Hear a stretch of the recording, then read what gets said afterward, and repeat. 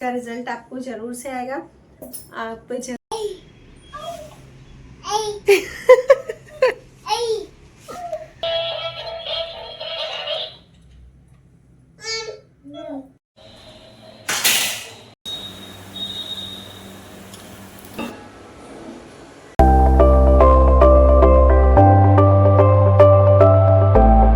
यदि कोई हमसे पूछे कि ऐसा कौन सा पल है, ऐसा कौन सा दिन है और ऐसा कौन सा समय है जो हम बिना जिम्मेदारियों के, बिना टेंशन के रहते हों, तो इसमें हमारा उत्तर होगा ना। क्योंकि ऐसा कोई भी पल, ऐसा कोई भी दिन और ऐसा कोई भी समय नहीं रहता जिसमें हम अपनी जिम्मेदारियां नहीं निभाते हैं या नहीं करते हैं। और यही जो जिम्मेदारियां होती हैं वही हमें कुछ करने के लिए प्रेरित करती हैं।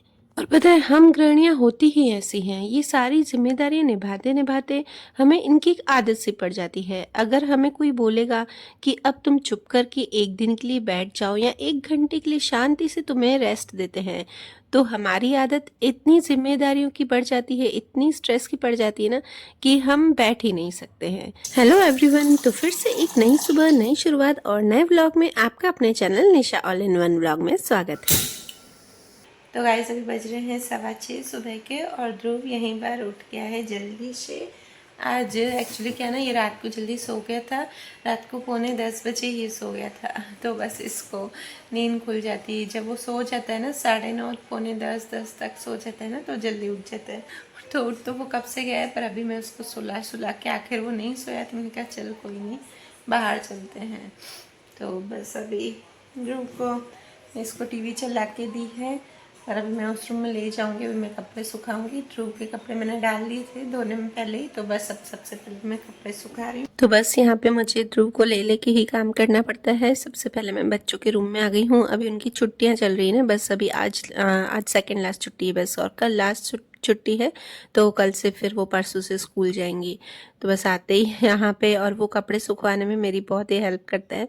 देखना, पूरे कपड़े गिरा देता है। और यहाँ पे जहाँ मैं कपड़े सुखा रही हूँ ना, वहाँ डेली झाड़ू पोछा होता है, तो बस ये क्लीन ही रहता है, पर उसको मैं करने देती हूँ। जो वो करता है ना, वो मैं करने देती हूँ। हमें ऐसा ही करना चाहिए, बच्चों को जो करना होता है ना, छोटे बच्चों को करने देना होता है।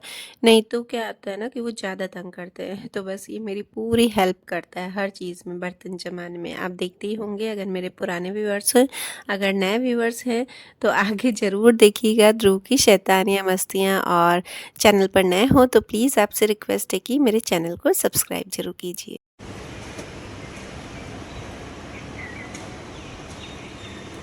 और बस कपड़े सुखा के मैं ध्रुव को सुला के आ गई हूँ। और मैंने पहले ही, मतलब उठी थी ना, उठते ही मैंने सूजी को दही में भिगो के रख दिया था। सूजी में दही डाल के और भिगो के रखा था मैंने, पहले नमक नहीं डाला था।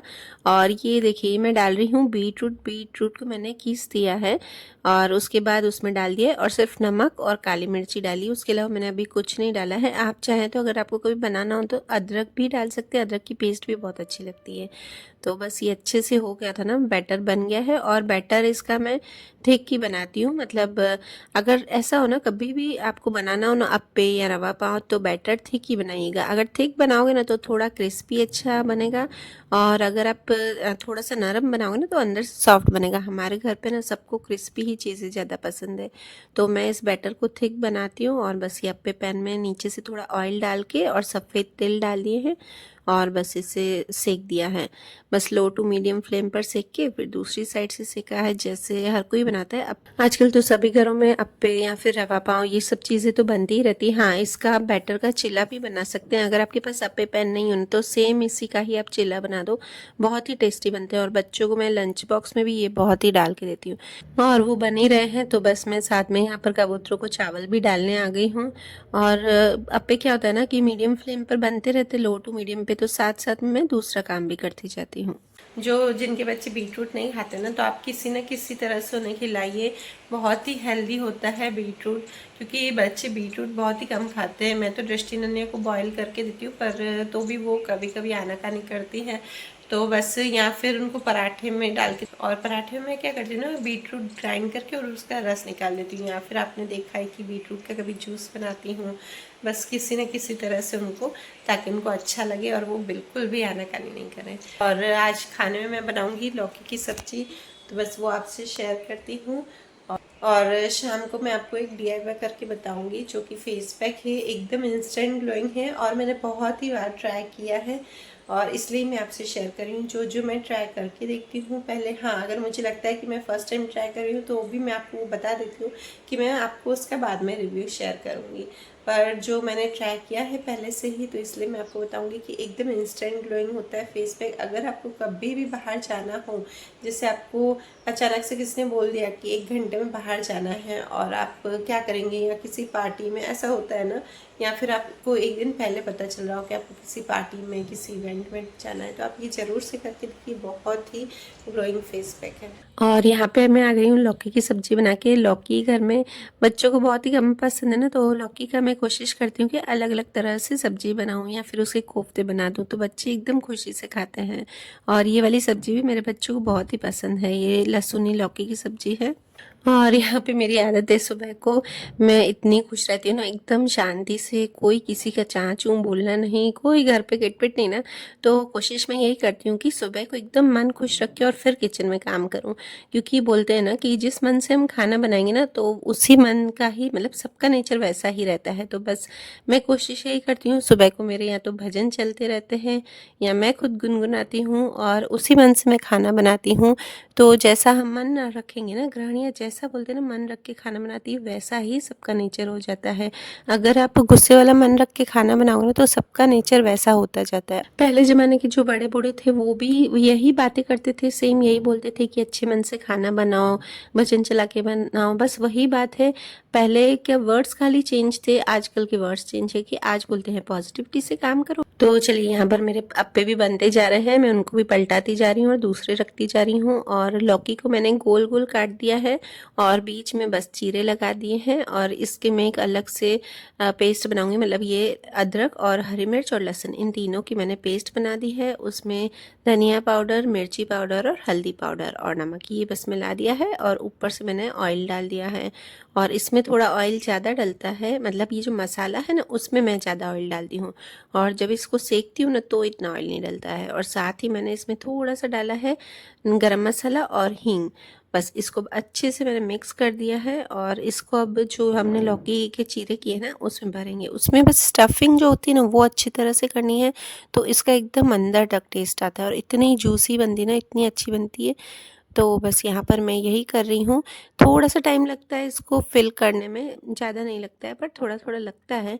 पर जब सब खाते हैं ना खुश होके, कोई भी सब्जी हम लोग बनाते हैं और उसको कोई अच्छे से खुशी से खाता है और सामने से कोई तारीफ़ करता है ना, तो और ही अच्छा लगता है।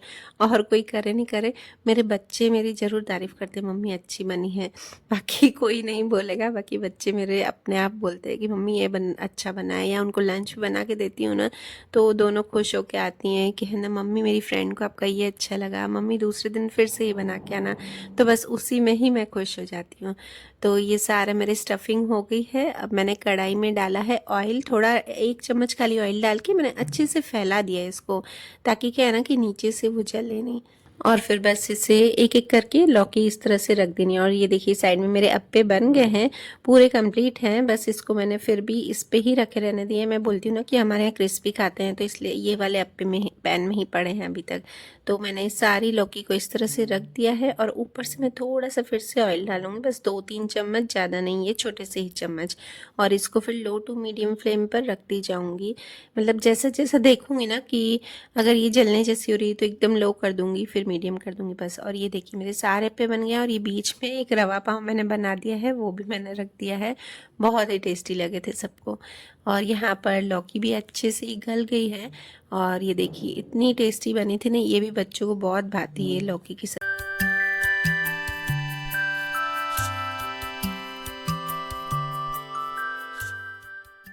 तो बस यहाँ पे मेरी सब्जी भी तैयार हो गई है और नाश्ता भी तैयार हो गया, और साथ साथ में मैं रोटियां भी बनाती जा रही हूँ। और ध्रुव की भी लौकी की बनाई है, पर उसकी मैंने अलग से बनाई है, थोड़ी सी रस में बनाई है, क्योंकि उसको मैं रोटी जो है ना चूर के खिलाती हूँ, वो उसके अभी सारे दांत नहीं आए ना, तो बस उसके लिए अलग बनता ही है। और सारा किचन का काम यहाँ पे कंप्लीट हो गया है और बस अब मैं आ गई हूँ और ध्रुव और मैं दोनों साथ में नाश्ता खा रहे हैं। और आज तो ये अप्पे ध्रुव को भी इतने अच्छे लगे थे ना, इसके मैंने जो बनाया था ना अप्पा, एक अलग से बनाया था और एकदम सॉफ्ट बनाया था। ध्रुव को भी अगर टेस्टी चीज़ होती है ना तो बहुत ही खुशी से खाता है। अगर कोई चीज़ नहीं अच्छी लगेगी ना तो वो मुंह मोड़ लेगा, मुंह में डालेगा ही नहीं, या फिर ज़बरदस्ती डाल भी दूंगी ना तो निकाल देगा।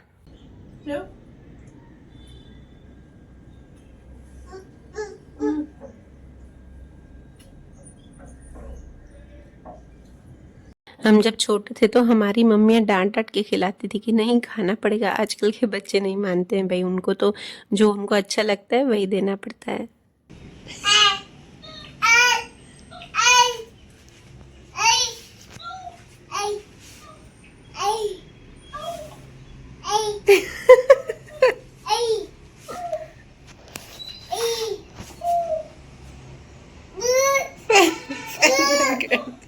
और इसके पापा ये वाला टॉय लाए हैं ध्रुव के लिए, और ये जिद की थी अनन्या ने इसके पापा को, रोज बोलती थी पापा ये वाला टॉय लेके आओ ना ध्रुव के लिए, क्योंकि अनन्या को संभालना पड़ता है ना, तो थोड़ा थोड़ा क्या बहुत ही मुश्किल हो जाता है।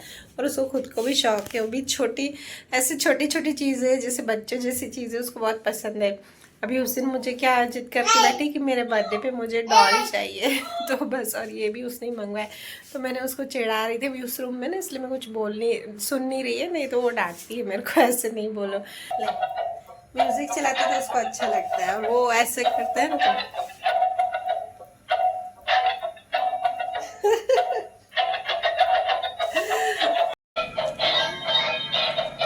डांस करो। ध्रुव कैसे डांस करता है ये? ध्रुव डांस ही कर लेंगे,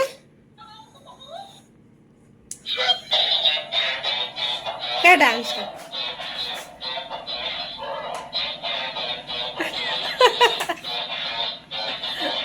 ध्रुव कैसे डांस करता है?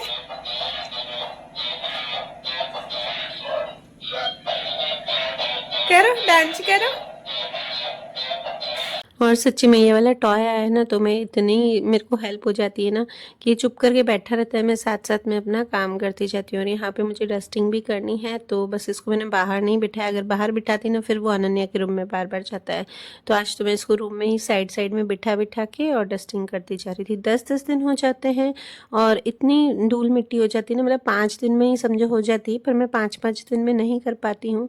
और 10 दिन में तो मुझे अच्छे से सफाई रूम की करनी पड़ती है। और बच्चों के रूम में ज़्यादा पता नहीं क्यों नहीं होती मिट्टी, पर मेरा जो रूम है उसमें ज़्यादा मिट्टी आती है।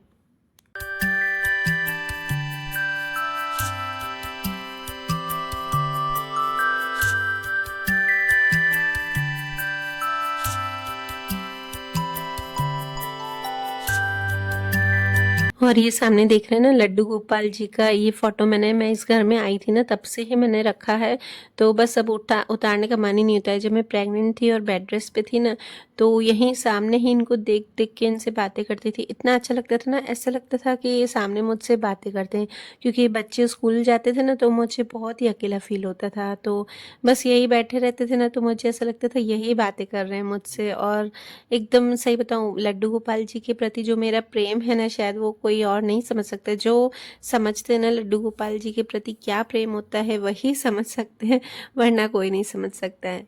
और बस यहाँ पर ये मेरी पंखे की सफाई हो रही है। ये मैं क्या करती हूँ ना कि बेड का जो गद्दा होता है ना वो हटा देती हूँ साइड में, और फिर उसके ऊपर चेयर रखती हूँ, वरना गद्दे के ऊपर चेयर नहीं रखी जाती है। हो गया गाइस, उसका चार्जिंग खत्म हो गया ना, तो वो कब से उसको बोल रहा है बोल बोल वो बोलता है तो वो सामने से बोलता है ना, तो मैंने बोला चार्जिंग नहीं है, चार्जिंग खत्म हो गया, चार्जिंग खत्म हो गया। वो ऐसे एक्टिंग करते हैं। रो चार्जिंग खत्म हो गया उसका। कैसे खत्म हो जाता है? चार्जिंग कैसे खत्म होता है?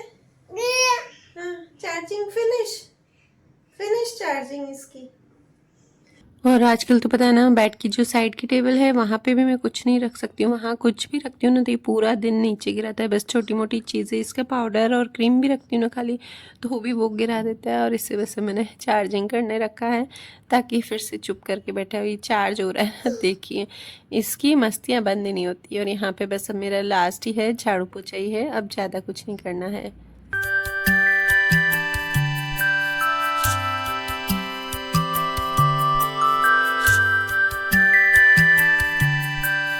तो चलिए अब मैं आपसे शाम को मिलती हूँ, और अब मैं आपको बताती हूँ कि इंस्टेंट ग्लोइंग फेस पैक।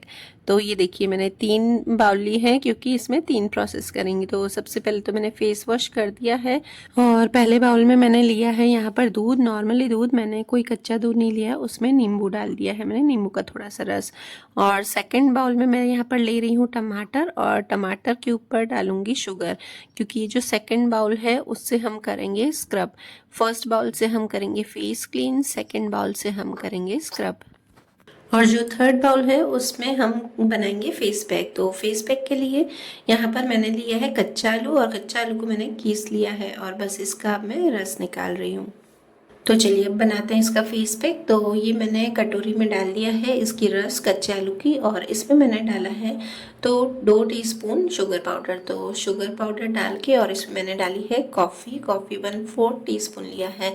और ये वाला जो फेस पैक है ना बहुत ही ज़्यादा इफेक्टिव होता है और आप इसमें शुगर पाउडर ज़रूर से डालिएगा। शुगर पाउडर से स्किन एकदम इंस्टेंट ग्लोइंग रहती है। अगर आपको कभी भी इंस्टेंट ग्लो चाहिए ना फेस पे तो आप शुगर पाउडर का ज़रूर इस्तेमाल करें। तो मैंने यहाँ पर बालों को अच्छे से बांध दिया है ताकि मेरे बालों पर ये सब नहीं लगे।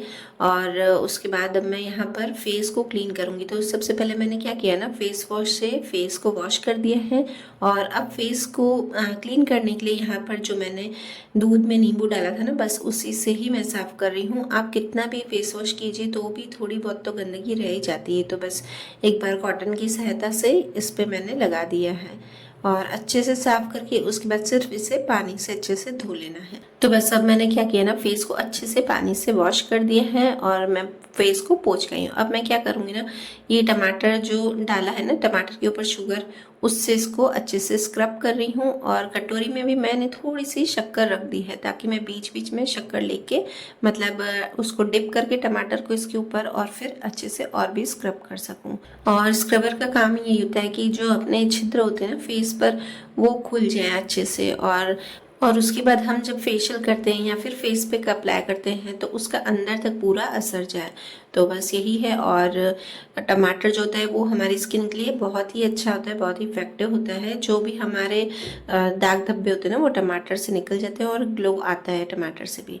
चलिए, तो अब मैंने यहाँ पर नॉर्मल वाटर से फेस वॉश कर दिया है। अब यहाँ पर मैं लगाऊंगी फेस पैक और ये फेस पैक बहुत ही इफेक्टिव लगेगा। चलिए, और आप देखना जिस जगह पे मैं खड़ी हूँ वहीं पर ही मैं सारा शूट कर रही हूँ। ऐसा आपको नहीं लगे कि कहीं और शूट कर रही हूँ तो फेस में फ़र्क दिखेगा, मतलब ज़्यादा ग्लो दिखेगा।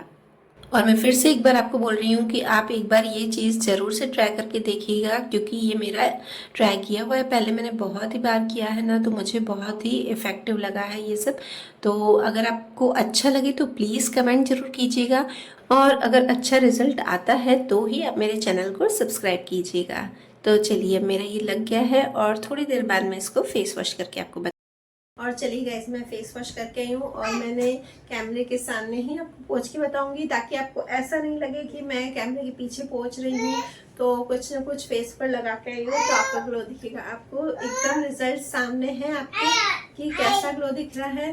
अगर आपको भी लग रहा है कि एकदम अच्छे से ग्लो आ गया है तो आप कमेंट्स में ज़रूर से बताइएगा कि आपको मेरे फेस पे ग्लो दिख रहा है कि नहीं।